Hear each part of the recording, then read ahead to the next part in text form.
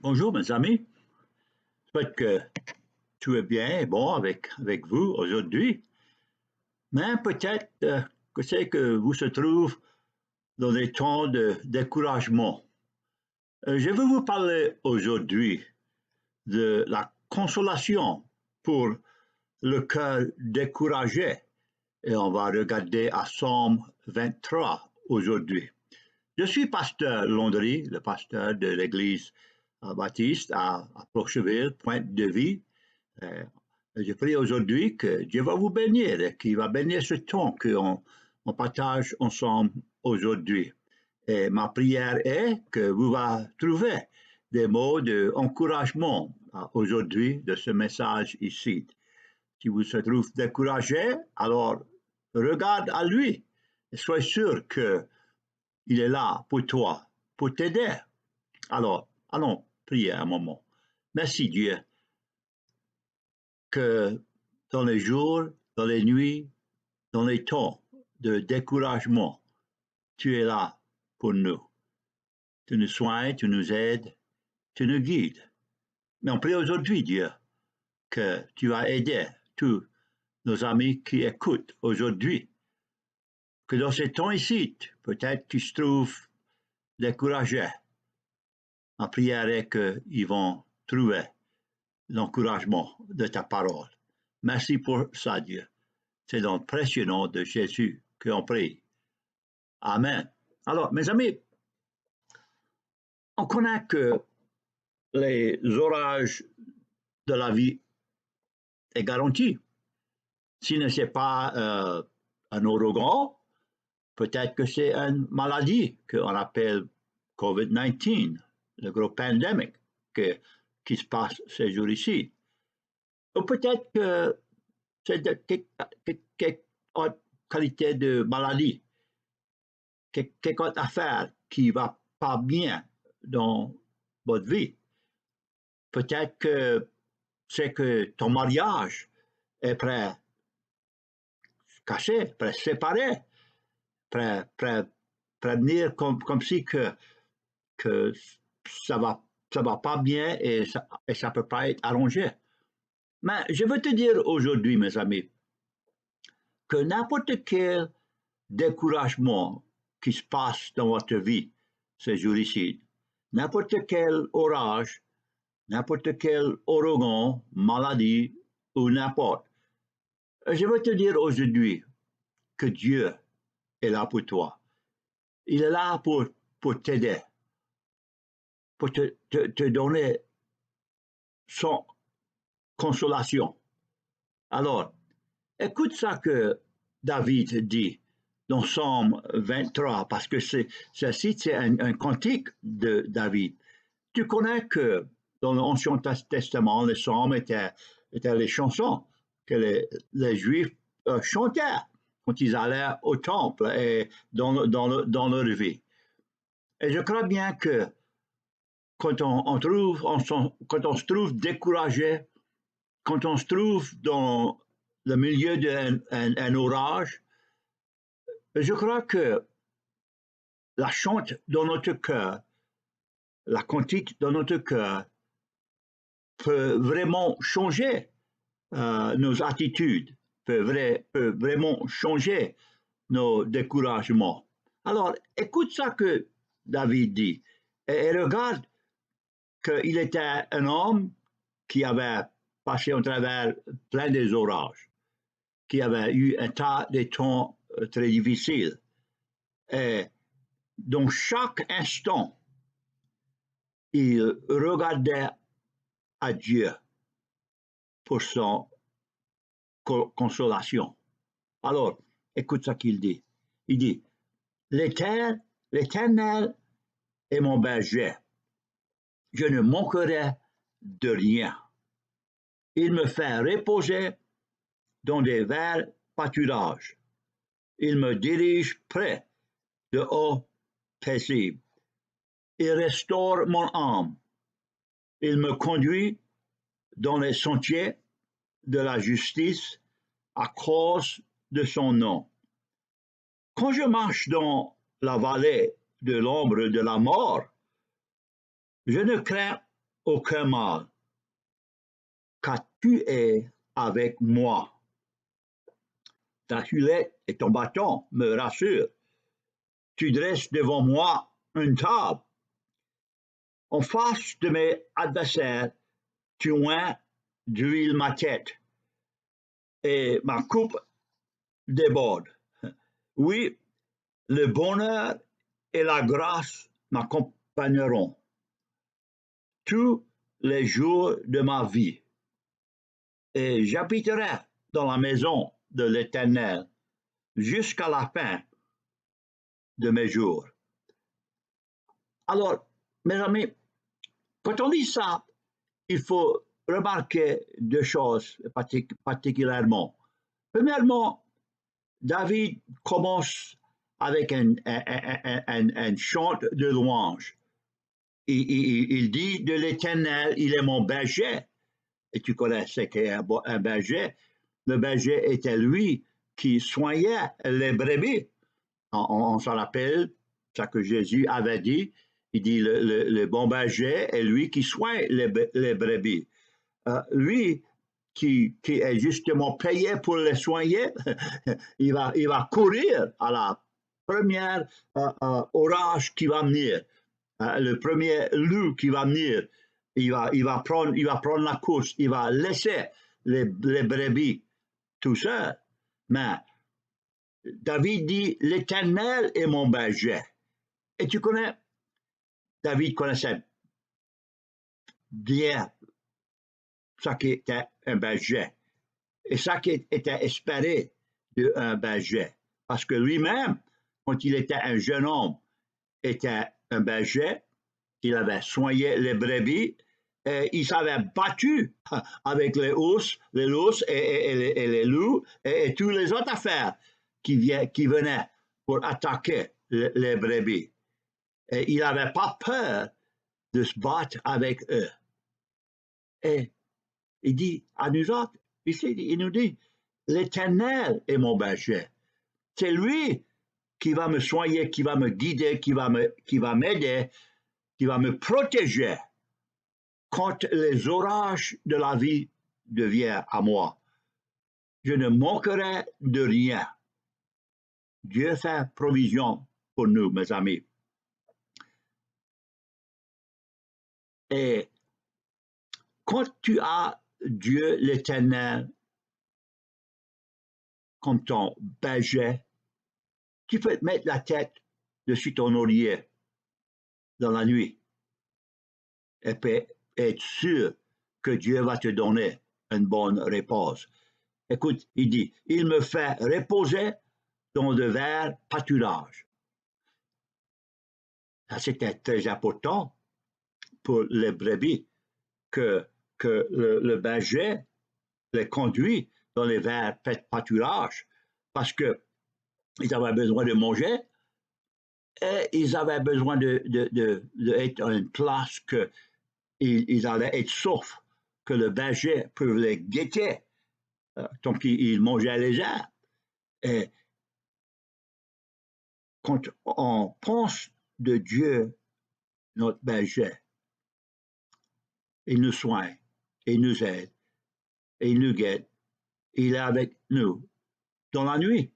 Et quand on met notre tête dessus l'oreiller, on peut connaître que Dieu, il est là pour nous soigner, pour nous aider. Il me dirige près des eaux paisibles. Si tu connais les brebis, les moutons, quand le berger les emmenait il y avait des arbres, il y avait dans les longs, ils avaient besoin de l'eau. Mais ils n'allaient pas approcher un eau qui avait un grand courant. Ils avaient peur. Et il fallait que le berger les conduise dans une place où la rivière, dans la rivière, où il n'y avait pas un grand courant, où ils pouvaient boire, et ils pouvaient être sûrs qu'ils n'allaient pas être disturbés, ils n'allaient pas avoir du tracas, parce que le berger était là avec eux. Mais aussi, écoute ce qu'il dit, dans la 3e verset. Il restaure mon âme. Ça, mes amis, je crois que c'est là où on a le plus grand découragement dans notre âme, dans notre esprit. Quand les orages viennent, ça peut être un ouragan, ça peut être une maladie, ça peut être des affaires de la vie que ne peut pas s'imaginer aujourd'hui. Quand ces affaires-là viennent à notre vie, on peut connaître que parce que de notre foi dans Dieu, il va nous guetter, il va nous guider, il va nous soigner et il va restaurer nos âmes. Il va être avec nous autres. Quand les difficultés de la vie viennent, et je peux te garantir que oui, les orages, les difficultés, les maladies, toutes ces affaires-là, ça vient. Moi, je connais que j'ai 73 années que Dieu m'a béni avec. Mais je ne suis pas si couillon que croire que ça va pas rien du tout qui va m'arriver dans ma vie. Un de ces jours, je souhaite que ça va être une bonne année encore, mes amis. Mais on ne connaît pas et quand la maladie va nous frapper. Mais on se fie dans Dieu. On met notre foi dans lui. Et on connaît que quand ces orages vont devenir dans notre vie, Dieu va être là avec nous. Il va nous soigner. Il me conduit dans les sentiers de la justice à cause de son nom. Il nous guette et il nous guide et il est là avec nous. Et puis écoute ce qu'il dit dans la 4e verset. Il dit, quand je marche dans la vallée de l'ombre de la mort, je ne crains aucun mal, car tu es avec moi. Ta hulette et ton bâton me rassurent. Mes amis, laisse-moi te dire que c'est vraiment à pointer à chaque homme la mort. Il n'y a pas d'échappe de ça. Et quand ça vient qu'on approche le valet de la mort, c'est une si bonne consolation de connaître le Seigneur Jésus et connaître que quand on passe au travers le valet de la mort, Dieu va être là avec nous autres après, passer avec nous, après nous soigner, après nous aider, après nous guider, après nous donner le confort qu'on a besoin dans le cœur, dans les pensées. Et on peut connaître qu'il va être là pour nous dans ces temps de difficulté. Oui, il est là pour nous. Et il dit, ta hulette et ton bâton me rassurent. Oui, Dieu est là pour nous soigner, pour nous guetter. Et puis là, il dit de Dieu, il dit, tu dresses devant moi une table en face de mes adversaires. Tu loins tu loin de l'huile ma tête et ma coupe déborde. Ouais, mes amis, quand on vient à ces places de difficulté, on peut vraiment compter dessus Dieu et connaître qu'il va être là avec nous et pour nous. Et il va être là pour nous soigner et nous guider en travers ces orages. Ces orages qui est garanti à venir. Ces orages qui va vraiment venir. Et si on ne connaît pas Dieu et si on n'a pas l'assurance que Dieu est avec nous dans les difficultés de la vie, si on n'a pas la confiance que Jésus est vraiment notre sauveur et que quand cette vie ici va finir, il va nous emmener avec lui dans le ciel pour toujours. Si on n'a pas ça, mes amis, alors le cœur est lourd. La tête est remplie avec toute, toute espèce d'affaire de miséricorde. Et on n'a pas de paix dans la tête et dans le cœur. Mais je veux te dire aujourd'hui, mes amis, que quand tu viens à connaître Jésus comme ton Sauveur et ton Seigneur, alors tu as la paix et la joie à Dieu. La paix et la joie que tu ne vas pas trouver dans cette vie ici, à part de la connaissance de Jésus comme ton Sauveur et ton Seigneur. Mes amis, je connais qu'il y a un tas du monde qui vit avec le pensée, ah, laissez les bons temps rouler. Ouais, mais je veux te dire que un de ces jours, cette roue qui tourne et qui emmène les bons temps, elle va casser. Et puis là, quoi? Qu'est-ce que tu vas faire après ça? Quand ton âme est lourde, ton cœur est cassé, tu es découragé, tu ne connais pas quoi c'est que l'éternité va t'emmener. Tu n'as pas l'espoir, tu ne connais pas pour sûr que tu vas aller au ciel avec Dieu parce que tu n'avais jamais commis ta vie. Tu n'avais jamais soumis ta vie à Jésus-Christ comme ton Sauveur et ton Seigneur. Oui, je m'imagine que tu connais le nom de Jésus, tu connais un tas des affaires de Dieu, tu es peut-être très religieux, mais mon ami, c'est pas ça que tu connais, c'est pas que tu es religieux, c'est pas que tu es une bonne personne. Ça qui compte, finalement, c'est la connaissance de Jésus-Christ comme ton Sauveur et ton Seigneur. Et quoi c'est qui nous garde de mettre notre foi dans Jésus? C'est le péché. Et tu vois, ça, c'est pas trop aisé à admettre. Ouais. Ah, on n'aime pas dire qu'on est une mauvaise personne. Et peut-être que tu n'es pas une mauvaise personne, mais je veux te dire que un péché, justement un péché, c'est tout ce que tu as besoin pour te condamner. La Bible nous dit que tout est pécheur et tout est condamné parce que de leur péché. Et avec le poids de nos péchés dessus nos épaules, ça fait le cœur très lourd.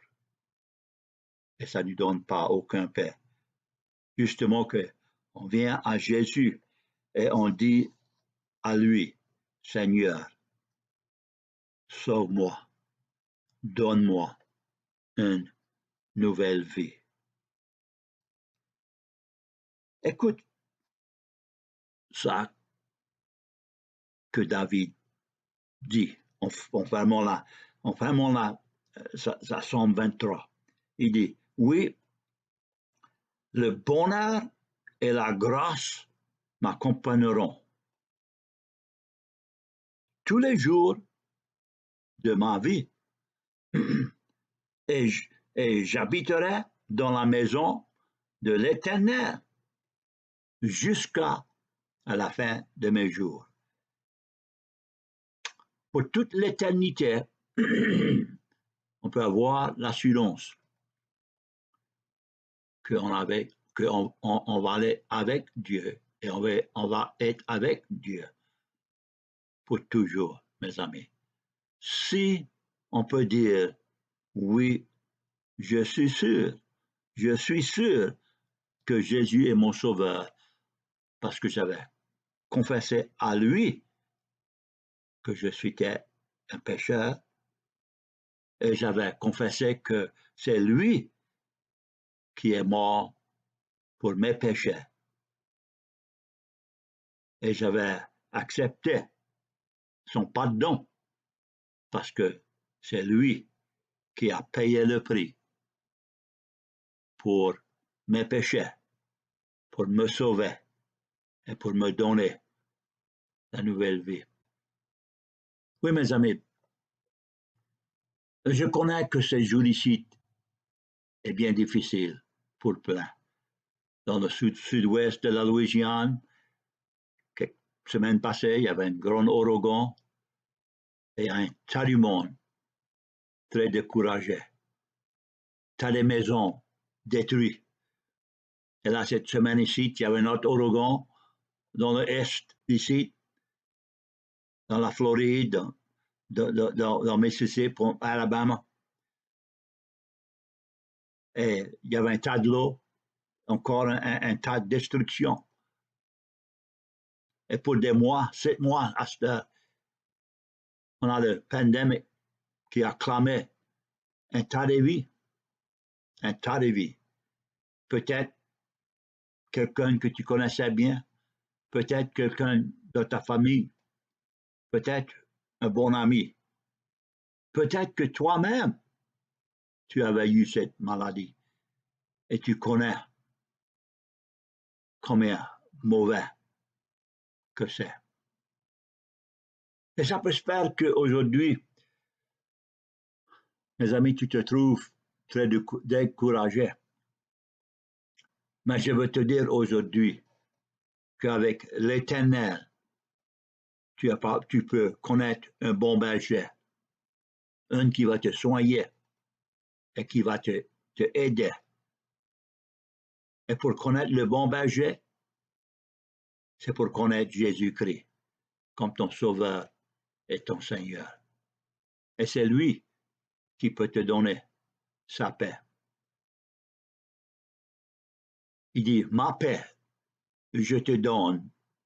Ma paix, pas comme ça que le monde donne. Tu vois, mes amis, tu vas pas trouver la paix à Dieu. Aucune autre place autre que de Dieu même. Et quand tu viens à connaître Jésus, tu connais, mes amis, la vraie paix. La vraie paix qui devient de Dieu. Et la paix qui va te soutenir. Et la paix qui va te donner le confort dans tes temps de découragement. Oui, mes amis, ça c'est la consolation que Dieu te offre aujourd'hui. Qu'est-ce que ça prend pour avoir ça? Une prière sincèrement qui dit, oui Dieu, je connais, Père, qui t'a envoyé Jésus, qui donne sa vie pour mes péchés, et je confesse que je suis un pécheur, et j'accepte Jésus pour le pardon de mes péchés. Et je demande qu'il sauve mon âme et qu'il me donne cette nouvelle vie. Et puis là, mes amis, après cela, c'est pas justement à dire, oh, j'ai prié la prière. C'est-à-dire que quand on prie cette prière avec un cœur sincère, on est déterminé de changer notre vie. Vie de péché, une vie qui est vie pour nous-mêmes, changer ça pour une vie qui est vie pour Dieu, qui va donner gloire à Dieu, qui va l'adorer et qui va rendre louange à lui régulièrement. Dis-lui aujourd'hui, oui Seigneur, j'accepte ça. Prie avec moi. Notre Père, c'est si bon à connaître que Jésus a donné sa vie, que nous-mêmes, on peut avoir une nouvelle vie. Une vie qui nous aide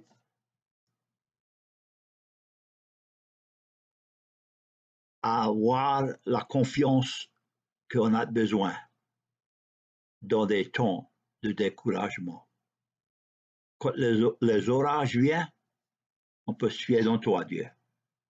Quand les orages viennent, notre foi dans Jésus, notre Sauveur et notre Seigneur, va nous soutenir. Merci pour ça, Dieu. Je prie Dieu pour tous mes amis qui écoutent aujourd'hui, qu'ils peuvent avoir cette confiance dans toi, Dieu, et connaître que oui, Dieu m'a sauvé, il m'a donné cette nouvelle vie, et je connais que j'ai le promis de la vie éternelle, et que je vais être avec lui pour toujours. Merci pour ça, Dieu. C'est dans le précieux nom de Jésus qu'on écrit. Amen.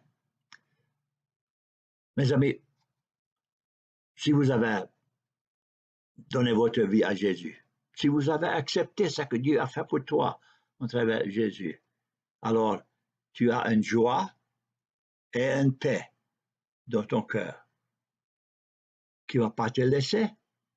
Regarde à lui. Si vous avez une Bible, lis-la. Si vous n'avez pas un, trouve un. Et soyez sûr que Dieu peut te rendre du confort à travers sa parole.